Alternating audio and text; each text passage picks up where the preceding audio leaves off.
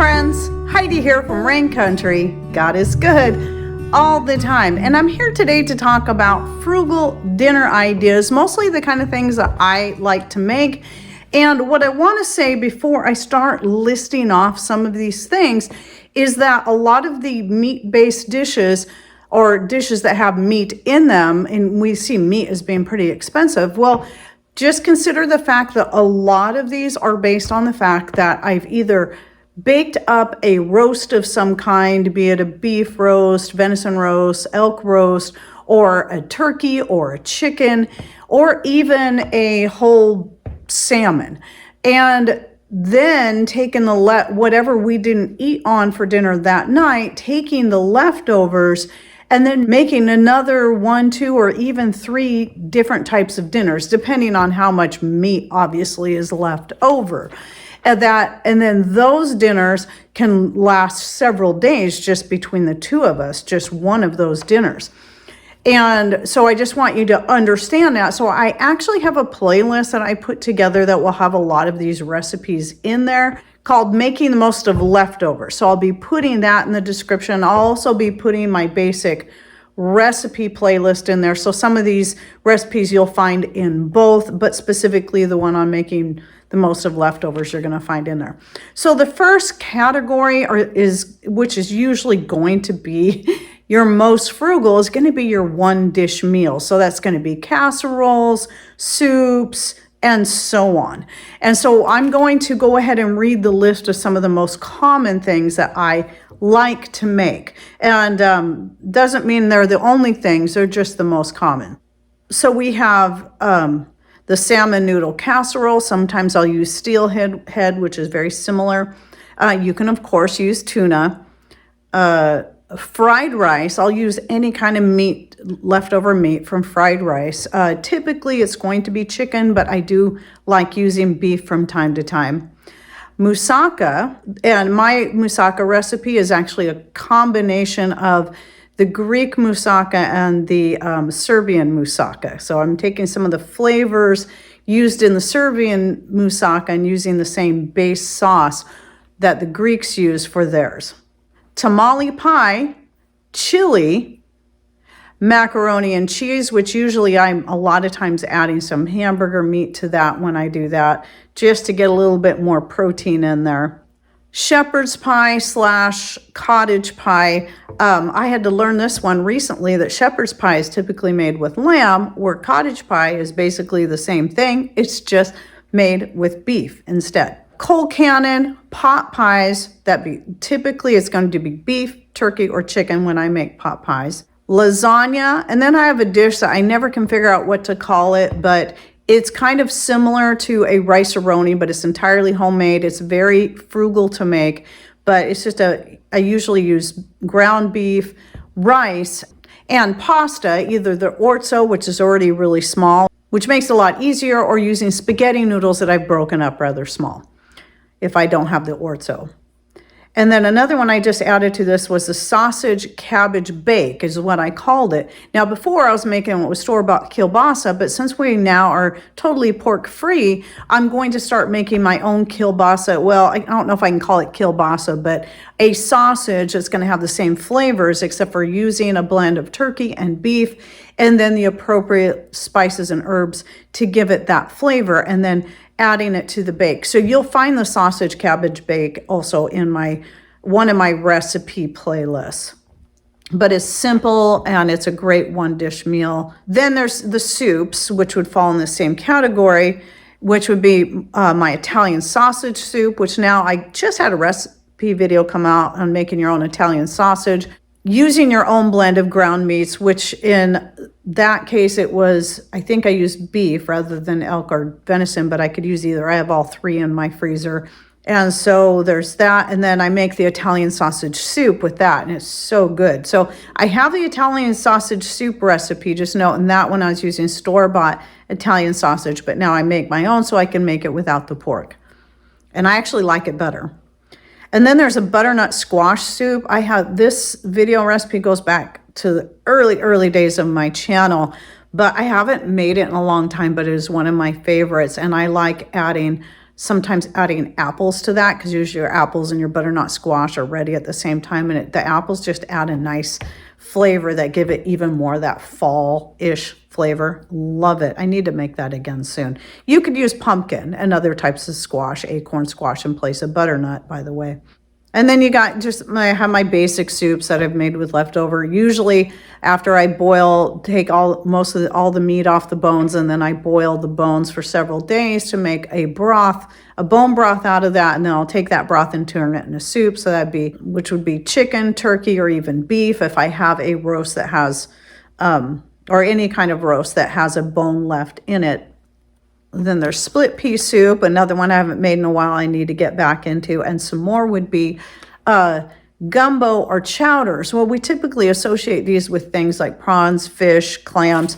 But if you are trying to avoid shellfish, you can use just about anything to make a chowder. I'm thinking about at some point using one of the different fish that we have in the freezer to make a chowder. So it might be salmon, but I'm thinking about doing a cod chowder.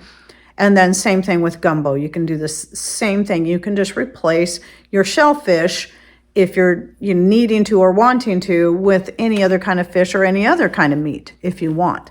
Now, most of these meals are fairly simple to make, but when I get into the next list, some of these might not sound as frugal or as simple, but again, remember, a lot of these things can be made with leftover meats, which is mostly what I use in quite a bit of these, unless of course it's a ground meat thing. Then I'm usually using either my dehydrated ground meats or my frozen ground meats. So like in the case of the beef veggie fritters, another old video that that is something that I like to. A lot of people will make a fritters out of like zucchini, potatoes, and carrots. But what I like to do is do that same thing and then mix some ground beef in there with it and then fry those up. And that's pretty much a one dish meal, though it sounds kind of boring. Oh, I love them. They're so good. But you could serve it with whatever side you want, but you already got your veggies in there, you got your potatoes in there, and you got your meat in there. So it is pretty much a one dish meal. So it's basically like just making little patties and then frying them, and I like to use coconut oil. Then there's chicken or turkey a la king. I do this mostly when we have leftover turkey. So that's making the white sauce and then putting the turkey in there and serving it over rice. You can also serve it over toast or pasta if you prefer. And then meatballs and gravy, same thing. It's very, very similar, except for I'm making some kind of red meat meatballs and then browning those and then making the white gravy. And we tend to prefer it served over rice, but it's another one of those you can serve over, whatever, toast, potatoes even, or pasta. There's a few of these in here that are like that. White rice is typically our favorite to do. And you've got burritos and tacos with your own homemade tortillas, beans and cornbread, super frugal meal. And beans and cornbread is probably one of the most frugal meals you can make. And then every now and then I do like to make chicken or egg or salmon salad sandwiches. So basically making a spread over those. And again, using leftover chicken or salmon for that. Obviously, if it's an egg salad, I'm boiling up some eggs, but they're from my own chicken, so it's still pretty frugal.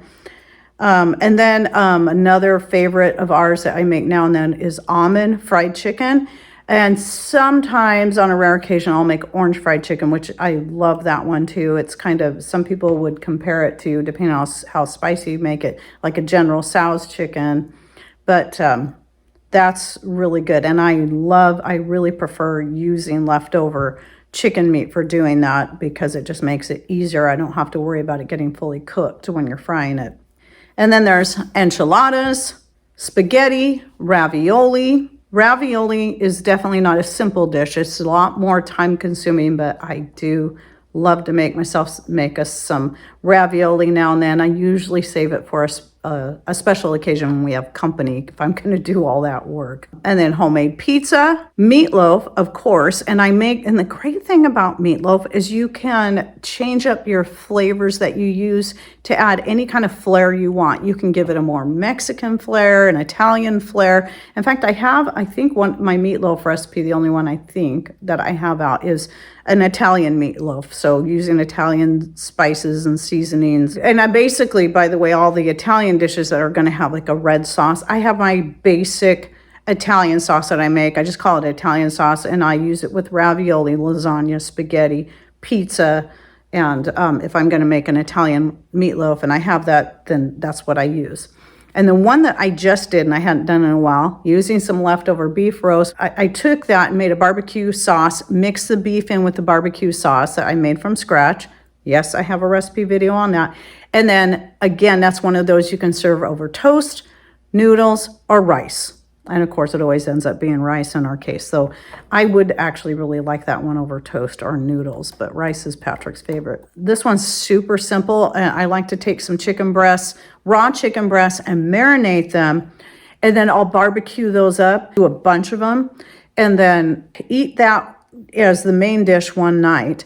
And then the marinated barbecue chicken breast, because of the seasonings I use in it, has more of an Asian flavor to it. That one works really good, the leftover meat, in a stir-fried rice. That one is like one of the best to use. So that is just a few examples. So now what I would like you to do is share with us in comments down below your favorite simple and or frugal, especially frugal meals to do, and share with us some of the ideas you do to make it more frugal, such as using some leftover meats or homemade this or homemade that, like the homemade barbecue sauce or the homemade Italian sauce and so on, homemade tortillas. And just go ahead and share with us in comments down below. So, I wouldn't mind having a few new ideas to throw into the mix of my standard meals that I like to make. And I hope you enjoyed this and it just gave you a few more ideas and that you can learn more in the comments down below. And don't forget to check out the playlist I'll be putting in the description box so you can find most of these recipes I have out. Not all of them, most of them I do have out already. And you'll find them in one of the two playlists, if not both. And thanks for watching. Take care and God bless.